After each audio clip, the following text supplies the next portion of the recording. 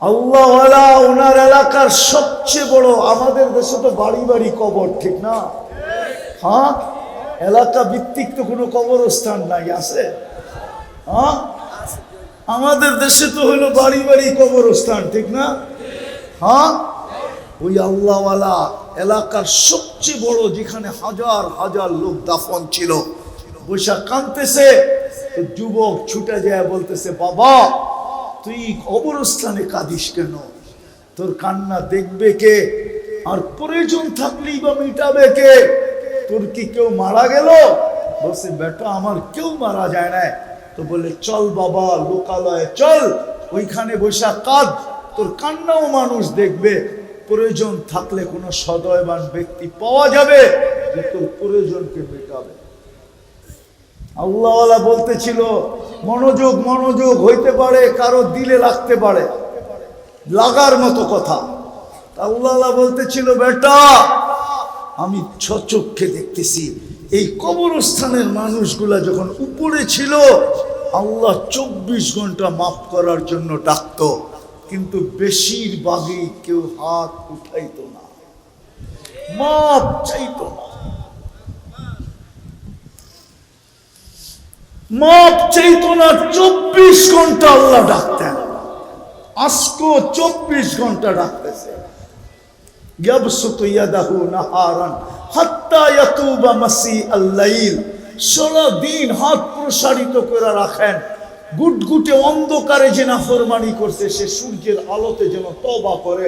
ওয়ায়াবসুতু ইয়াদাহু লাইলান হাত্তা ইয়াতুবা মাসিআন নাহার, সারা রাত্র হাত প্রসারিত করে রাখেন যে সূর্যের আলোতে গুনাহ করছে সেজন্য চুপে চুপে রাতের অন্ধকারে তওবা করে।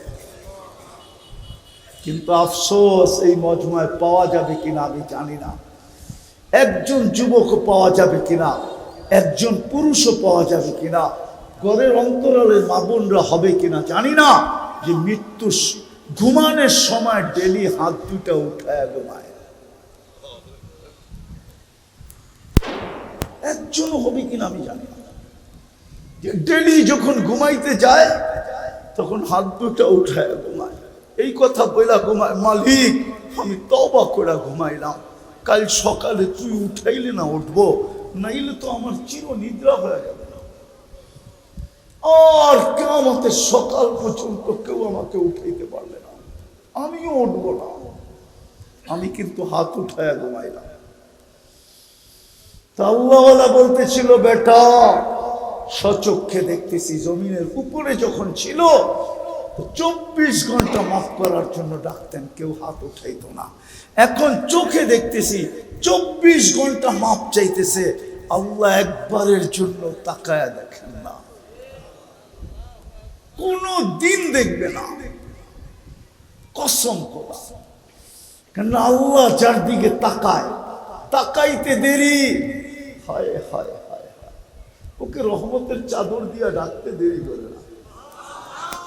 হ্যাঁ হ্যাঁ, সত্য সত্য সত্য সত্য সত্য, যার দিকে রহমতের একবার তাকায় ওকে আল্লাহ বঞ্চিত করে না, যার দিকে তাকায় ওকে বঞ্চিত করে না, যার দিকে তাকায় ওকে রহমতের চাদর দিয়ে ঢাকা দেয়।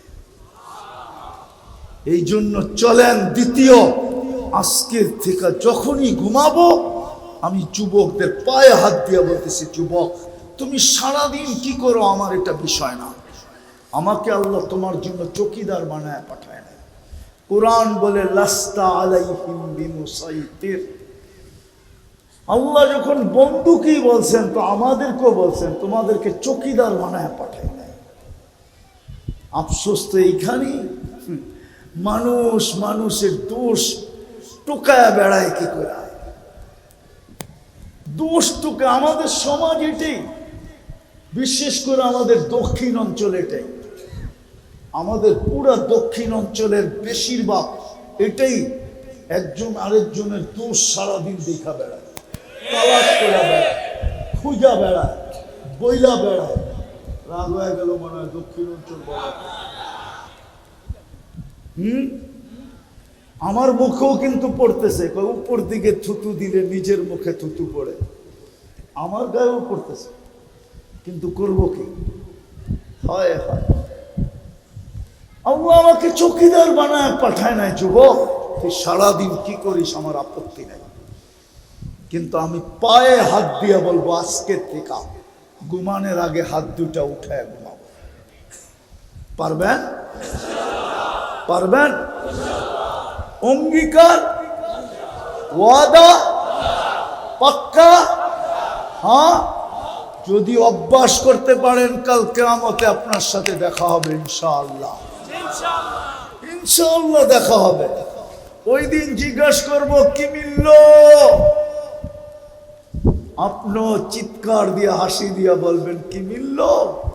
হ্যাঁ হ্যাঁ হ্যাঁ, অমুক ও কিতাবিয়া, ওইটা দেখো কি অমুক ও।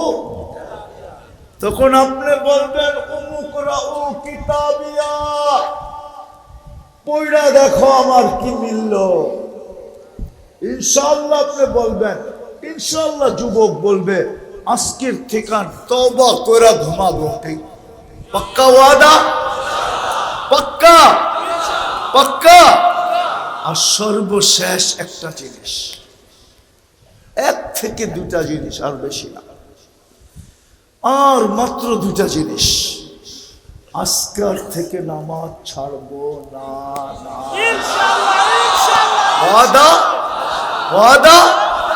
নামান এর চেয়ে বড় অকৃতজ্ঞতা কিচ্ছু নাই। কেন আমি একটু আগে দেখাইছি কে ডাকে পাঁচ বেলা? কে? কোন আল্লাহ? 99 পদের মালিক আল্লাহ। 24 ঘন্টা যার নুন খাই ওই আল্লাহ।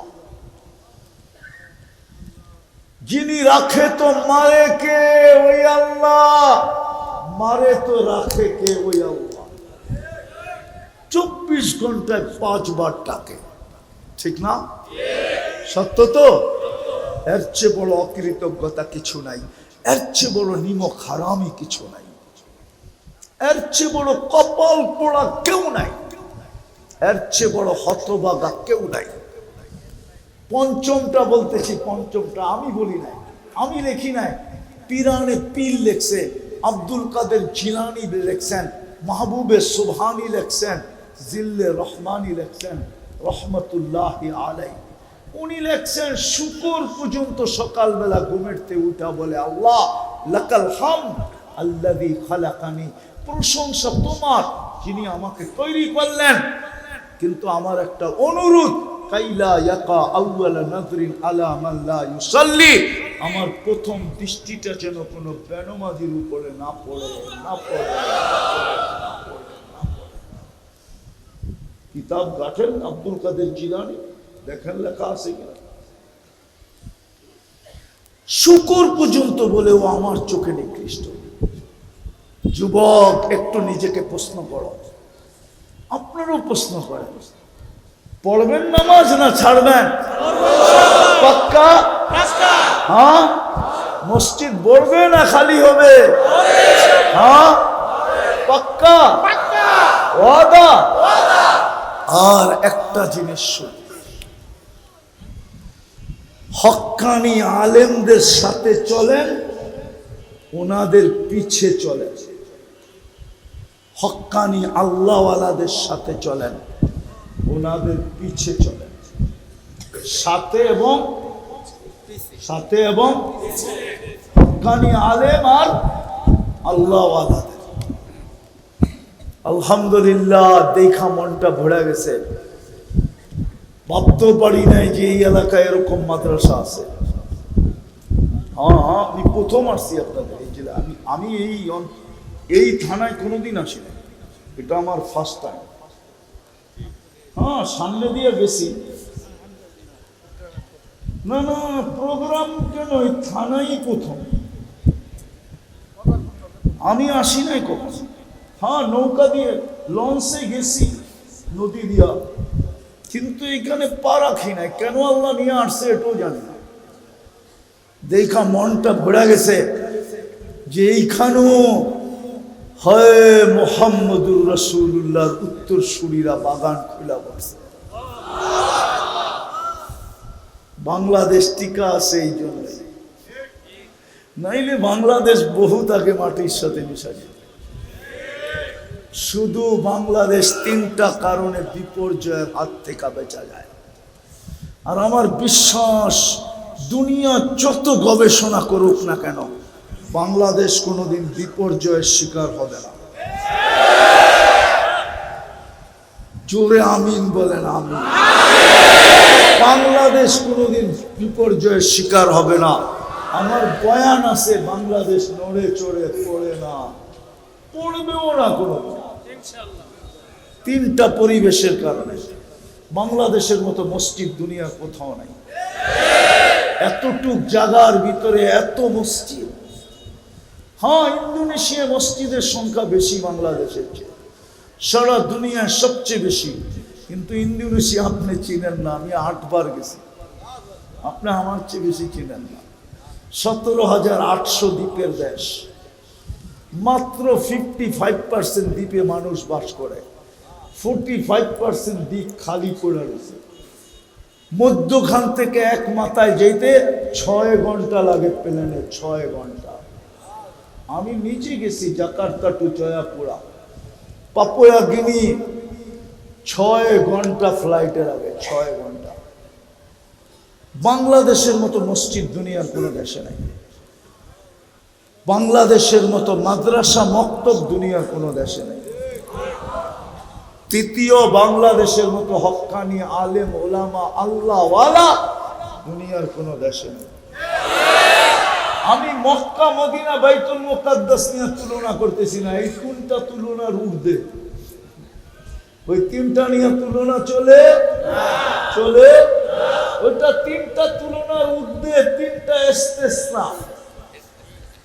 এছাড়া সারা দুনিয়া বাংলাদেশের মতো কোথাও নাই। আমি ঘুরা বলতেছি, ঘুরা। আল্লাহ আমাকে 7 মহাদেশ দেখাইছেন, শুধু দেখান নাই, আলহামদুলিল্লাহ সুম্মা আলহামদুলিল্লাহ। বৎসরে 2-4 দিন এরকম যায় যে আমি 2 বেলার খাওয়া 2 মহাদেশে খাই, কখনো কখনো 3 বেলার খাওয়া 3 মহাদেশে খাই। আমি ঘুরা বলতেছি, আমার চেয়ে অভিজ্ঞতা ঘুরার কেউ কারো নাই। এই জন্য আমি আমার দেশকে নিয়ে গৌরব করি। এই জন্যই তো আমি জোর দিয়া বলি, এই দেশ নড়বে চড়বে পড়বে না, না, না, না। এই দেশে কোনোদিন বিপর্যয় আসে না, আর আসবে না। কেননা এই দেশের 1400 বৎসরের ইতিহাস আপনি জানেন না। এই দেশের 2টা আধ্যাত্মিক শক্তি আছে। কয়টা? শুনবেন না উঠাউঠি করবেন? 2টা আধ্যাত্মিক শক্তি আছে এই দেশে। একটা বাহ্যিক আর আরেকটা হলো মাটির ভিতরে লুকানো। বাহ্যিক যেটা সেটা বলে দিলাম। হেফজোখানার ছেলেরা, মাদ্রাসার 40,000 হেফজোখানার ছেলেরা সুবে সাদেক হওয়ার 1 ঘন্টা আগে ওঠে, লাল সবুজের পরিধিটাকে আগে আধ্যাত্মিক একটা চাদর দিয়া ঢাকে, তারপরে আল্লাহর কালাম পড়তে শুরু। এটা হলো বাহ্যিক আধ্যাত্মিক শক্তি। মসজিদ, মাদ্রাসা, মক্তব, আল্লাহওয়ালা, ওলামা। আরেকটা আছে মাটির নিচে লুকানো। হ্যাঁ, এই জন্য আমি বলি বাংলাদেশের ইসলাম আর মদিনার ইসলাম সমসাময়িক।